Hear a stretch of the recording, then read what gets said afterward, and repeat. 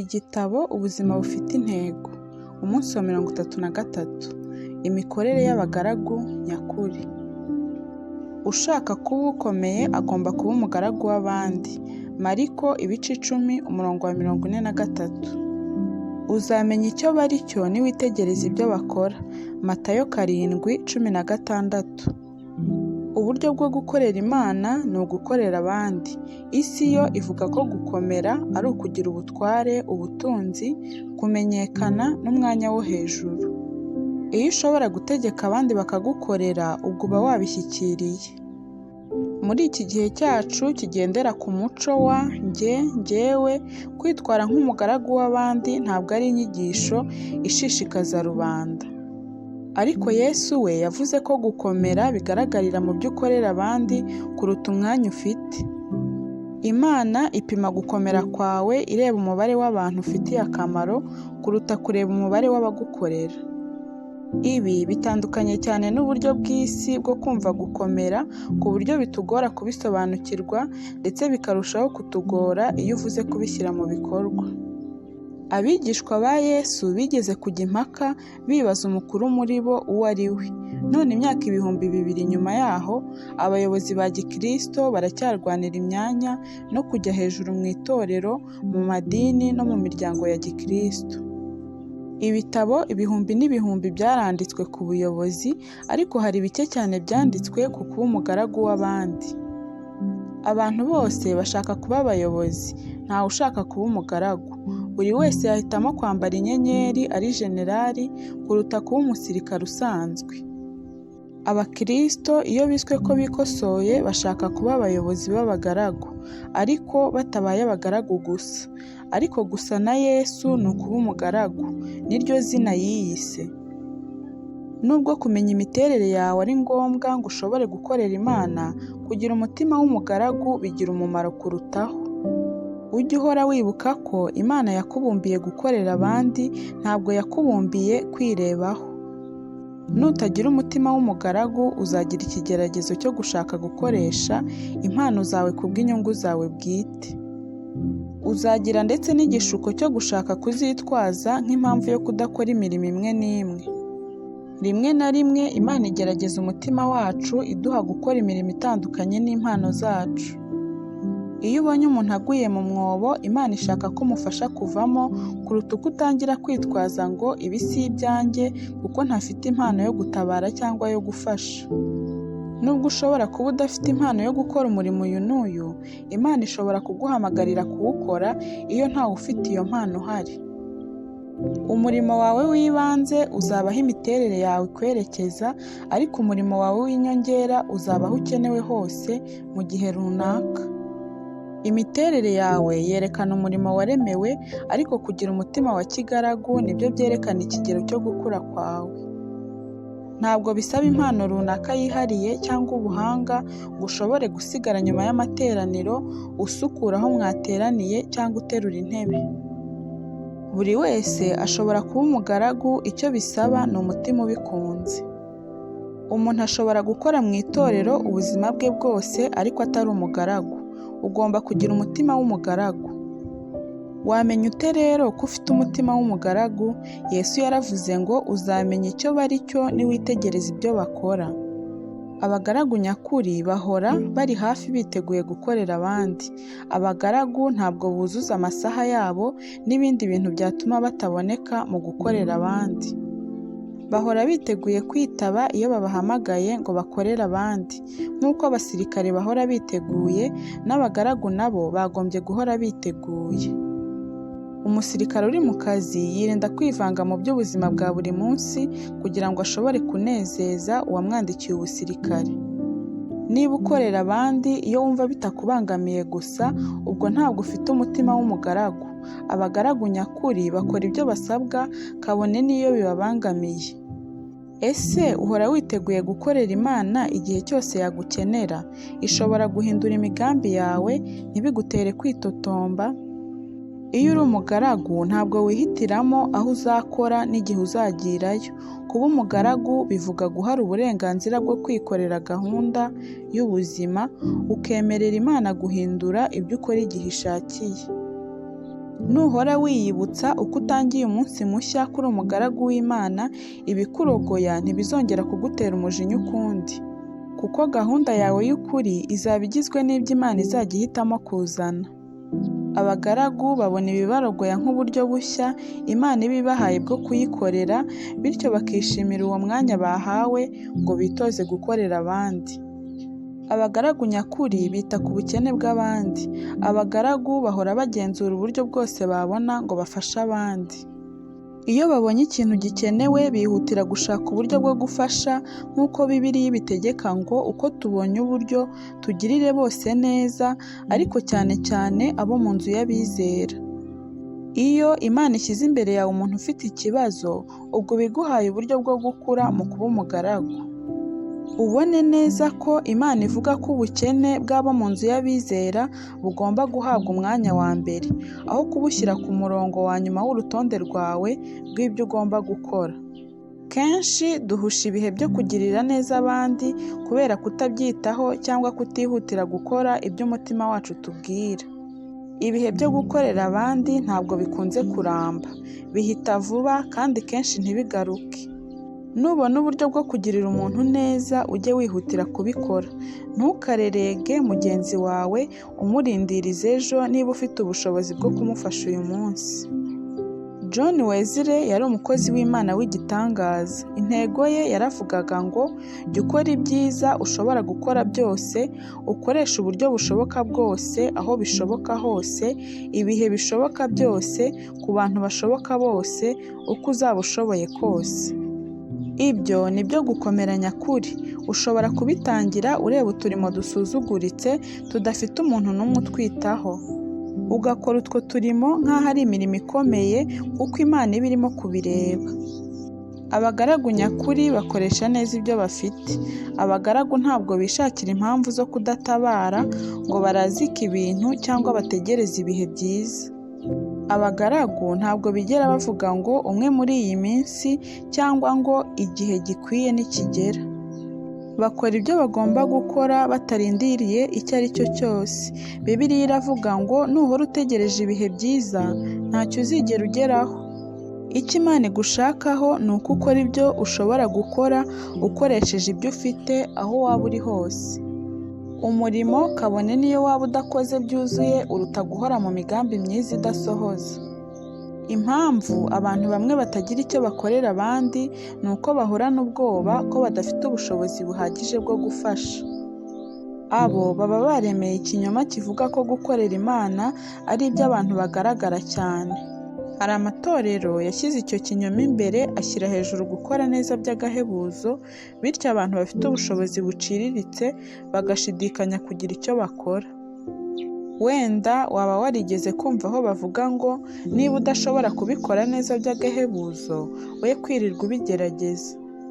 Mu by'ukuri Yesu ntabwo yigeze akoresha bene ayo magambo. Ubundi tuvugishije ukuri, buri kintu cyose dukoze ubwa mbere tugikora nabi. Uko niko twese twiga. Iwacu mu itorero rya Saddleback tugendera ku ihame twise ibyiza muri rusange. Ibyo bisobanurwa ngo si ngombwa ko ibintu biba nta makemwa ngo Imana ibikoreshe kandi ibihe umugisha. Twahitamo guha umwanya abantu basanzwe ibihumbi bagakorera itorero kuruta kugira itorero nta makemwa rigizwe n'abantu b'ibihangange bake. Abagaragu bakora buri murimo n'ubwitange bwose. Ibyo bakoze byose abagaragu nyakuri babikora babikuye ku mutima. Uko umurimo ungana si byo by'ingenzi. Icyo bo bareba ni ukwibaza ngo ese uyu murimo ugomba gukorwa? Nta na rimwe uzigera ugera ku kigero mu buzima aho gukora uturimo duto biba bitagukwiye. Nta na rimwe Imana izigera igusonera gukora ibintu bisanzwe. Ni kimwe mu nyigisho z'ifatizo zo kukuremamo umutima ukwiye. Bibiliya iravuga ngo niba wibwira ko ukomeye ku buryo utafasha undi uri mu bibazo uba wibeshye, ubundi ntacyo uri cyo. Mu tuntu duto niho dukurira tugasa na Kristo. Yesu yakundaga kugaragara akora imirimo iciriritse ubundi abandi basuzugura: koza ibirenge, gufasha abana, gutegura amafunguro, gufasha ababembe.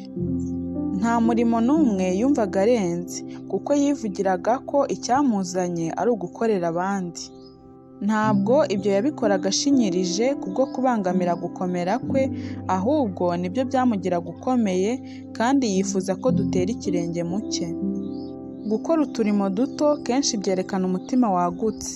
Umutima wawe w'umugaragu ugaragarira mu dukorwa duto abandi badatekereza gukora. Nk'igihe Pawulo yatoraguraga inkwi zo kota igihe bari barohamye mu nyanja. Nawe yari ananiwe nk'abandi bose, ariko yitangira gukora ibyo buri wese yari akeneye. Nta murimo n'umwe uzumva ugushujuguje iyo ufite umutima w'umugaragu. Uburyo bwiza bwo gukora kenshi buza bwihishe mu turimo duto. Utuntu duto mu buzima kenshi nitwo tuvamo ibintu binini. Ntugahore ushakisha ibintu bikomeye wakorera Imana. Ukora ibyo ubona ari bito, Imana izakugenera ibyo yumva bikwiriye. Mbere yo gushaka ibikomeye, ubanze wimenyereze gukora ibisanzwe. Haboneka abantu benshi bashaka gukorera Imana ibintu bikomeye, ariko abashaka gukora uturimo duto bahora ari mbarwa. Umuhanda ujyana ku buyobozi ubyiganirwamo na benshi, ariko ikibuga cy'abashaka kuba abagaragu cyo ni kigari. Rimwe na rimwe ukora ibikuzamura bikwegereza abakomeye mu buyobozi, ubundi ugakora ibigucisha bugufi mu bantu boroheje bari mu bukene. Aho waba ukora hose uzagira umutima w'umugaragu niwimenyereza gukora ibikenewe byose. Abagaragu nyakuri baba indahemuka mu mirimo yabo. Abagaragu barangiza neza imirimo batangiye, bagasohoza neza inshingano zabo, bakubahiriza amasezerano, kandi bagasohoza neza ibyo bitangiye. Ntabwo basiga umurimo hagati, kandi ntibadohoka n'iyo bahura n'urucantege. Bahora ari abiringirwa, kandi bakaba abajyamugambi. Kuba umwiringirwa ni ingeso zitaboneka kuri benshi. Abantu benshi ntibazi agaciro k'ubwitange. Benshi batanga amasezerano batayashyizeho umutima. Bakayica nta mususu iyo bahuye n'akabazo ako ari ko kose, kandi ntibibatere isoni cyangwa ikimwaro. Buri cyumweru hari amatorero menshi cyangwa imiryango bigomba gushakisha uburyo bwo gusimbura, kuko abakorerabushake baje batiteguye cyangwa bataje, ubundi ntibanirushye bamenyesha ko batazaboneka. Ese abandi bashobora kukwizera? Ese hari amasezerano watanze ukeneye kubahiriza? Ese hari indahiro wakoze ukeneye gusohoza? Cyangwa se hari ubwitange wasezeranije ugomba gutunganya? Icyo ni igipimo. Aho niho Imana ipimira ubudahemuka bwawe. Nutsinda iryo geragezwa uzabarwa mu bandi biringirwa. Aburahamu, Mose, Samweli, Dawidi, Daniyeli, Timoteyo na Pawulo, abantu Imana yahamije nk'abagaragu b'Imana b'abiringirwa. Ikirutaho, Imana yasezeranije kuzahemba ubudahemuka bwawe nugera mu buzima bw'iteka. Tekereza kuzumva umunsi umwe Imana ikubwira ngo nuko mugaragu mwiza kandi ukiranuka, wakiranutse mu bike, none nzakwegurira byinshi. Nuko injira mu munezero twishimane. Tukivuga kuri ibyo, reka nkongerereho ko abagaragu b'Imana batajya bagira ikiruhuko cy'izabukuru. Bakora biringirwa igihe cyose baba bagihumeka. Ushobora gufata ikiruhuko cy'izabukuru mu mirimo ukora, ariko ntuzigera ujya mu kiruhuko ku byerekeye gukorera Imana. Abagaragu nyakuri bakora baciye bugufi. Abagaragu ntabwo bishyira hejuru cyangwa ngo bashake kugaragara. Aho gukorera kumenyekana cyangwa kwambarira kwiyerekana, bakenyera kwicisha bugufi kugira ngo bakorere abandi. Iyo bamenyekanye kubera imirimo yabo, babyakirana guca bugufi, ariko ntibareka icyubahiro kibarangaza ngo kibakure ku murimo wabo. Hari aho Pawulo avuga umurimo ugaragara inyuma nk'ukozwe mu mwuka, ariko mu by'ukuri ari ukwishushanya gusa. Bikaba ari ibintu bikorewe kugaragara no kwiyerekana. Ibyo babyise gukorera ijisho. Umurimo ukora kugira ngo abantu bakubone, ngo bamenye ko uri umunyamwuka. Icyo ni cyo cyari icyaha cy'abafarisayo. Gufasha abandi, gutanga ndetse no gusenga bari barabihinduye nk'ikinamico yo kugira ngo abantu bababone. Yesu yangaga bene iyo myitwarire kandi yasize ababuriye agira ati, nimukora ibyiza ntimukabikorere kugaragara, kuko nimugira mutyo ntimuzabona ingororano ya So uri mu ijuru. Kwigaragaza no kuba umugaragu ntabwo bivangwa. Abagaragu nyakuri ntabwo bakorera kwemerwa no gushimwa n'abantu. Baberaho gushimwa n'umwe gusa. Nk'uko Pawulo yabivuze, iyo mba nkishaka kunezeza abantu, sinaba nkiri umugaragu wa Kristo. Ntabwo uzasanga abagaragu benshi bicaye bota izuba ryo kumenyekana, ubundi uko bishoboka bene aho bo barahahunga. Banezezwa no gukorera mu mutuzo kure y'amaso y'abantu. Yozefu ni urugero rwiza rw'ibyo.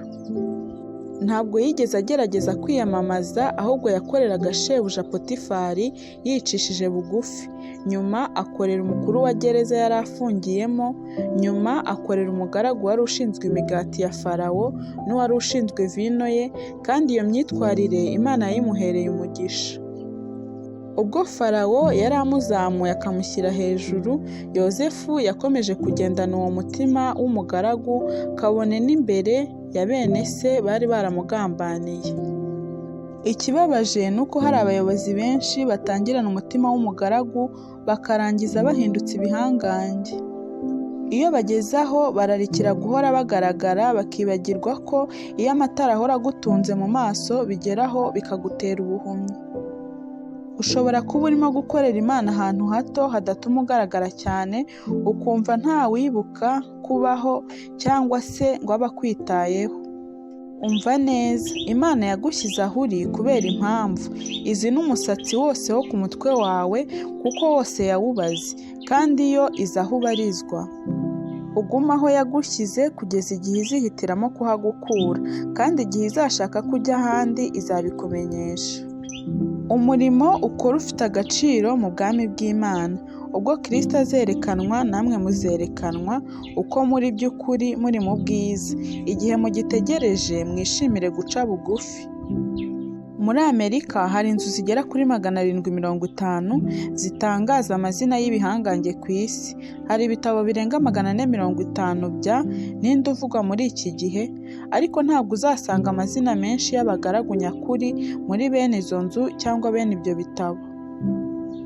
Kumenyekana ntacyo bibwira abagaragu nyakuri, kuko bo baba bazi gutandukanya kumenyekana no kugira agaciro. Hari ibice byinshi by'umubiri wawe bigaragara cyane, nyamara bishobora kuvaho ntibigire icyo bigutwara. Ibice by'ingenzi by'umubiri wawe ni ibihishe bitagaragara. No ku mubiri wa Kristo niko bimeze. Kenshi imirimo ifite akamaro kanini n'itagaragara. Mu ijuru Imana izahemba benshi mu bagaragu bayo bakoze batagaragara kandi batazwi, abantu tutigeze twumva bavugwa mu isi. Abantu bitangiye kwigisha abana bafite ibibazo byo mu mutwe, abakoresheje igihe cyabo basukura abageze mu zabukuru batakimenya kwiyitaho, abitaye ku barwayi ba sida n'abandi bazaba barakoze mu buryo bwinshi butagaragara. Ubwo umaze kumenya ibi ngibi, ntucike intege nubona imirimo yawe itaboneka cyane cyangwa abantu ntibibuke ko unayikora. Ukomeze ukorere Imana gusa. Mwirundumurire mu gukora imirimo y'Umwami, mwizera mudashidikanya ko imirimo yanyu n'imihati yanyu ubwe itazapfa ubusa. N'akarimo gato ntabwo Imana ikirengagiza, kandi byose izabiguhembera.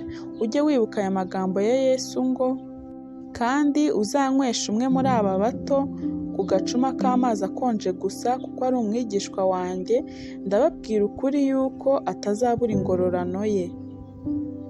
Umunsi wa 33. Gutekereza ku ntego y'ubuzima bwanjye. Ingingo yo kuzirikana. Nkorera Imana iyo nkorera abandi. Umurongo wo gufata mu mutwe. Uzanywesha umwe muri aba bato ku gacuma k'amazi akonje gusa, kuko ari umwigishwa wanjye, ndababwira ukuri yuko atazabura ingororano ye.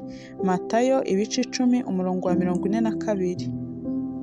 Ikibazo cyo gutekerezaho. Ni ikihe muri biriya 6 biranga umugaragu nyakuri kingora?